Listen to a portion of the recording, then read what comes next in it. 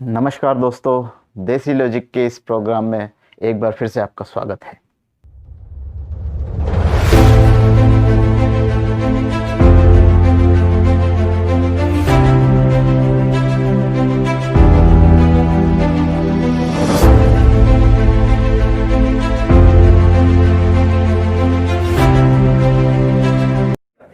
और रही बात भगवान के गोधरा के मजाक की। सर मेरा घर जला था 2002 में, जूनागढ़ में था, मेरा घर जला था। मैं कुछ अर्ज करना चाहता हूँ। काजू बादाम खाने की हैसियत नहीं। अरे भाई, पूरा तो होने दो। काजू बादाम खाने की हैसियत नहीं, मूंगफली के छिलकों से ही काम चलाते हैं। ओरिजिनल कॉमेडियन को बुला नहीं सकते, इस बेतुके चवन्नी छाप मुनव्वर फारूकी से ही काम चलाते हैं। थूक दिया, थूक दिया, थूक दिया, थूक दिया। बात करते हैं एक comedian, stand up comedian, freedom of speech का रोना रोने वाले, सेकुलरवाद की टोपी अपने सिर पर पहनकर घूमने वाले मॉडरेट ड्यूट लोगों ने मिलकर इंदौर में बीते दिन एक प्रोग्राम रखा जिसमें stand up comedian Munawar Faruqui को बुलाया।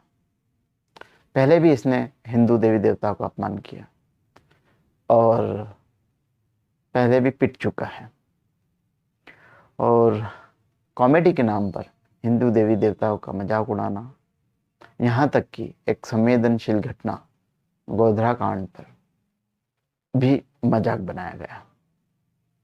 इस मूर्ख बेवकूफ को ये नहीं पता गोधरा कांड में ट्रेन नहीं चली थी, वहां औरतें, बच्चे, बूढ़े, ऐसे कई लोगों की मौत भी हुई थी।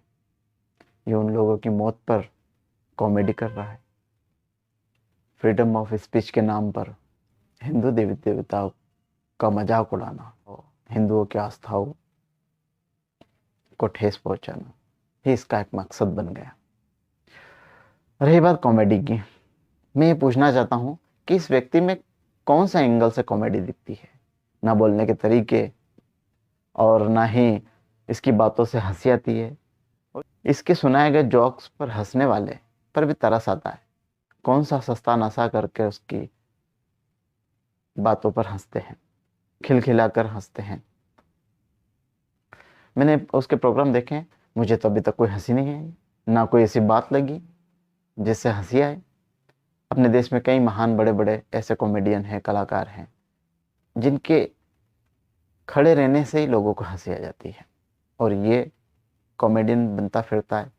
और पता नहीं, मुझे तो लगता है जिनकी औकात नहीं इन बड़े बड़े कॉमेडियन को बुलाने की, वो ऐसे सड़क छाप चवन्नी छाप को बुलाकर अपने मन की भावनाओं को ठंडा कर लेते हैं।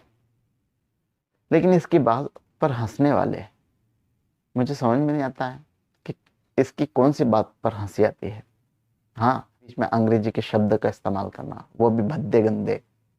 इसकी बात सुनकर, इसके जोक सुनकर लोग हंसते हैं। मुझे आज तक समझ में नहीं आया ऐसे कौन से जोक हैं, जो ऐसे कौन से जोक सुनाए जाते हैं जिसमें हंसी आती है। हाँ, अंग्रेजी शब्दों को बीच बीच में प्रयोग करना जो कि भद्दे और गंदे होते हैं। हाँ, ये बात सही है कि कुछ लड़कों के पास लड़कियां जो बैठी हुई है, और जो ड्यूट यंग अपने आप को कहते हैं, मॉडरेट, गंदी बातों पर ही हंस सकते हैं। लड़के लड़कियां बैठे हैं इसके प्रोग्राम में, और इसने कहा फक अबाउट इट।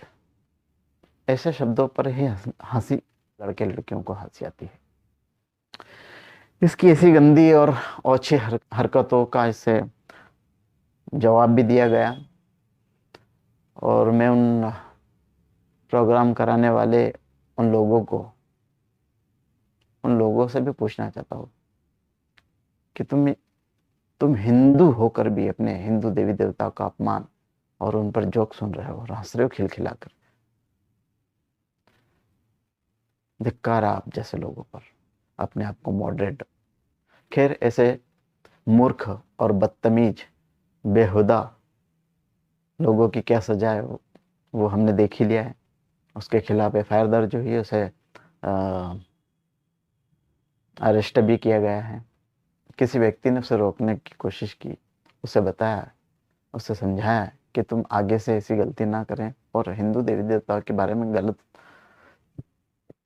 गलत सलत ना कहें। तो बड़ा ही बेशर्मी से आर्गुमेंट्स करने लगा और अपने सफाई में न जाने कुछ कुछ कहने लगा।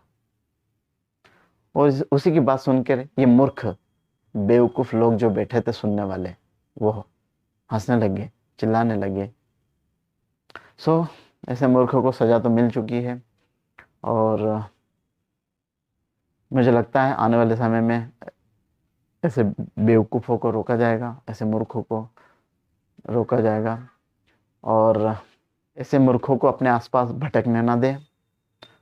अपने आसपास स्वच्छता बनाएं, विचारों में स्वच्छता बनाएं और मूर्ख कॉमेडियन कहलाने वाले लोगों का प्रतिकार करें, उन्हें रोकें, कंप्लेन करें, ताकि आगे ऐसा कोई काम कर ना सके।